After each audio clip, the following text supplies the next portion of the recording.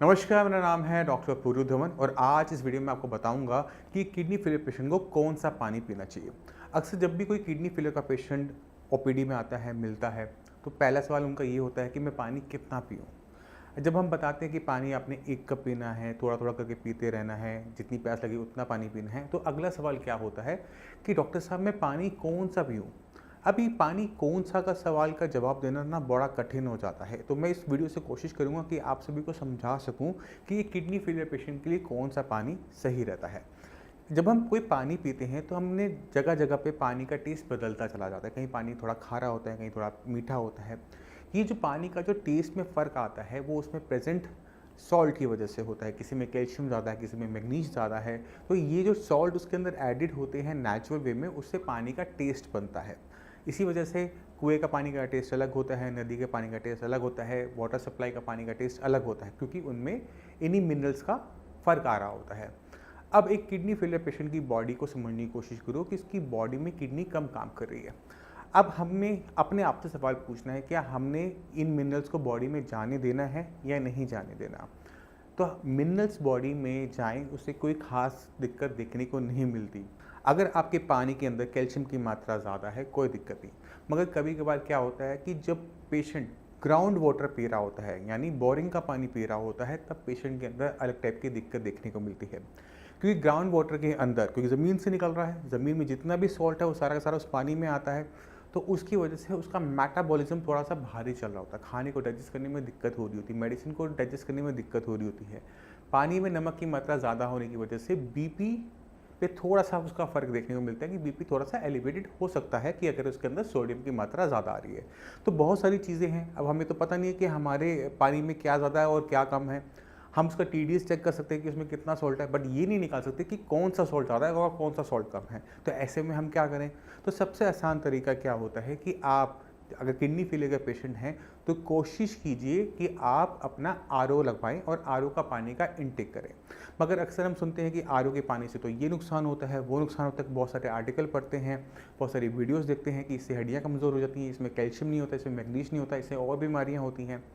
मगर एक kidney failure patient को ये समझना चाहिए कि हमने अपनी बॉडी के अंदर फ्लूइड की मात्रा को पूरा करना है, ना कि इलेक्ट्रोलाइट की मात्रा को पूरा करना है। इलेक्ट्रोलाइट यानी जो सॉल्ट की जिनके बारे में हम बात कर रहे हैं, वो हमारे खाने से हमारे साथ चले जाएंगे। जब हम रोटी खाते हैं, किससे बनी होती है? गेहूं से बनी होती है। अब गेहूं के छिलके में कितने मिनरल्स होते हैं? आप हम पढ़ते हैं ना कि इसके अंदर आयरन ज़्यादा होता है, इसके अंदर कैल्शियम ज़्यादा होता है उसके छिलके के अंदर। तो जब हमने गेहूं खाई, जब हमने आटा खाया, तो उसके साथ जो मिनरल्स हैं वो हमारी बॉडी में चले जाते हैं। इसी तरह से जब हम चावल खा रहे हैं या फिर हम कोई और फ्रूट खा रहे हैं, हम कोई वेजिटेबल खा रहे हैं, तो उसमें नेचुरल तरीके से जो मिनरल्स हैं वो बॉडी में चले जाते हैं। उसको पानी से पूरा करने की हमें खास ज़रूरत नहीं होती। मगर हमने ध्यान के रखना है, क्योंकि हम किडनी के मरीज़ हैं, हमने किडनी में कोई एक्स्ट्रा लोड नहीं डालना। हमें अपनी बॉडी में कोई और नई बड़ी बीमारी नहीं चाहिए। तो हम अपने पानी को जितना हो सके साफ़ लेने की कोशिश करेंगे। कम टीडीएस वाला पानी यानी आरओ वाला पानी हम प्रेफर करते हैं। जिन पेशेंट को बहुत ज़्यादा शंका होती है, वो एक छोटा सा काम कर सकते हैं। आप आरओ का पानी लीजिए, उसे अपने घर के अंदर जो घड़ा होता है, मटका जिसे हम कहते हैं, मिट्टी का बना होता है, आप उसमें पानी को डाल दीजिए। अब जो मटका है वो बना है मिट्टी से, उसके अंदर कुछ ना कुछ इलेक्ट्रोलाइट सॉल्ट्स होंगे ना। जब हम पानी उसमें डालते हैं तो पानी मिट्टी के कॉन्टैक्ट में आने की वजह से जो सॉल्ट है मिट्टी के अंदर, इलेक्ट्रोलाइट यानी पानी में आ जाते हैं। यानी जो आपका इलेक्ट्रोलाइट की डेफिशिएंसी, जो आपको टेंशन होती है, कैल्शियम मैग्नीशियम, वो दिक्कत भी आपकी सॉल्व हो जाती है। क्योंकि अब जो गया है वो कंट्रोल्ड वे में गया है।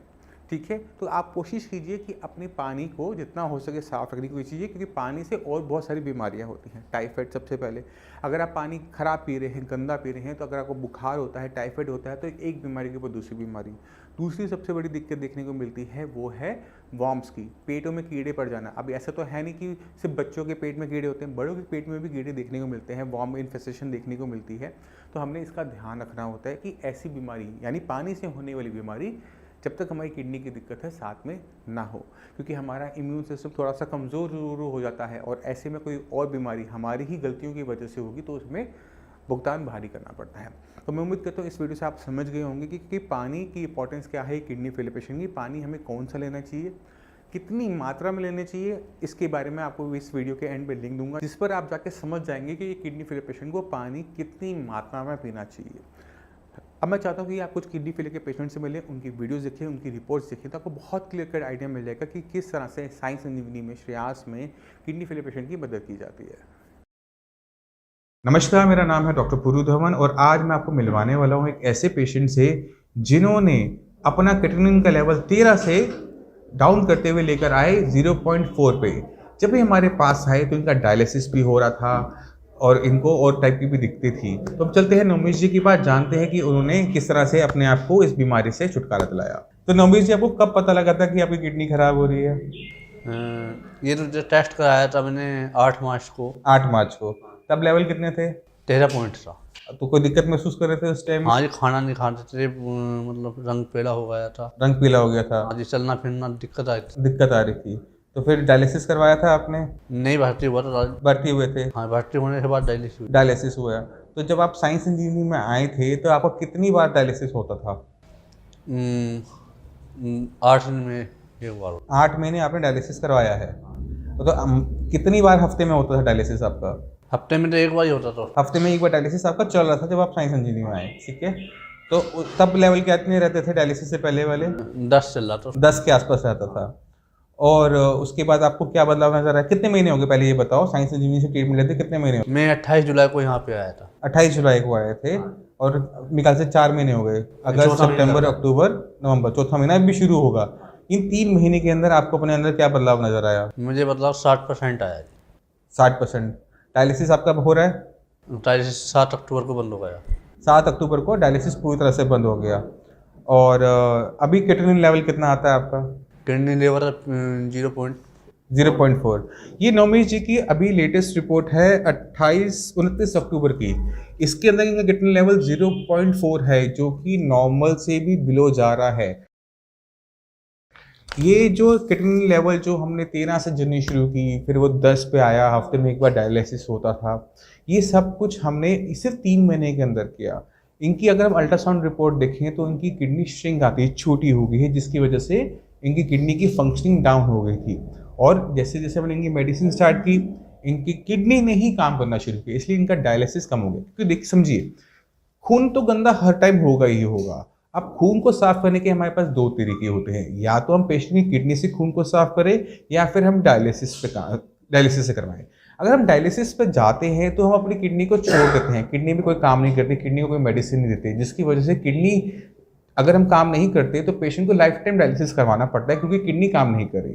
मगर जो पेशेंट डायलिसिस के साथ साथ डायलिसिस के ऊपर किडनी को चूज करते हैं कि चलो किडनी पे कोशिश करते हैं, किडनी थोड़ा सा काम करना शुरू करे, तो हमें ऐसे नवमीश जी जैसे हमें रिजल्ट्स देखने को मिल जाते हैं, जहाँ पे किडनी पहले की तरह काम करना शुरू करती है।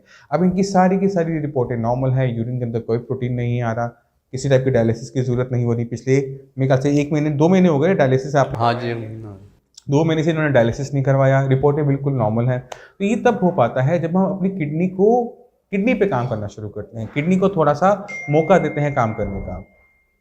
अब नवमीश जी ने मेडिसिन के साथ कुछ चीज़ों का परहेज भी रखा होगा? हाँ जी, मेडिसिन चल रही है।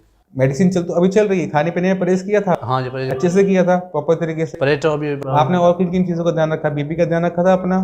बीपी का ध्यान रखा था? हाँ जी, बीपी का ध्यान। तो हमें ना सिर्फ मेडिसिन का ध्यान रखना होता है, हमें अपने खाने पीने का भी ध्यान रखना होता है। अक्सर पेशेंट हमें देखने को मिल जाते हैं कि जब वो किडनी का इलाज शुरू करते हैं तो खाना पीना बंद कर देते हैं, घिया तोरी टिंडे खाना शुरू कर देते हैं, सिर्फ वो भी उबला हुआ हल्दी नमक के साथ। ऐसे पेशेंट जो सिर्फ घिया तोरी टिंडा खा रहे होते हैं, उनकी कंडीशन और ख़राब होती चली जाती है। कारण क्या होता है कि जब आप खाना नहीं खा रहे तो आपकी किडनी को भी ताकत नहीं मिल पा रही।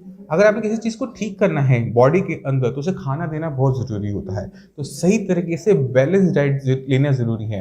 अगर आप सोच रहे हैं कि आप खाना पीना बिल्कुल बंद कर किडनी को ठीक कर पाओगे तो ऐसा बिल्कुल नहीं हो पाता। तो नवमीश जी, आप बाकी जो किडनी के मरीज़ हैं उन्हें क्या एडवाइस करना चाहोगे? मैं तो एडवाइस यही करना चाहूँगा, साई संजीवनी हॉस्पिटल में आए और अपना इलाज कराएं। चलिए, थैंक यू जी। आप लोगों का जो प्यार है वो बना रहे हमारे साथ, और ऐसे जितने हम पेशेंट की जितनी मदद करें हमें बहुत अच्छा लगता है। और मैं उम्मीद करता हूँ कि जो थोड़ा बहुत हमारा प्रोटीन यूरिन में आ रहा है वो आने वाले कुछ एक टाइम में बंद हो जाए और आपको हर टाइप की दवाइयों से, इलाज से छुटकारा मिले।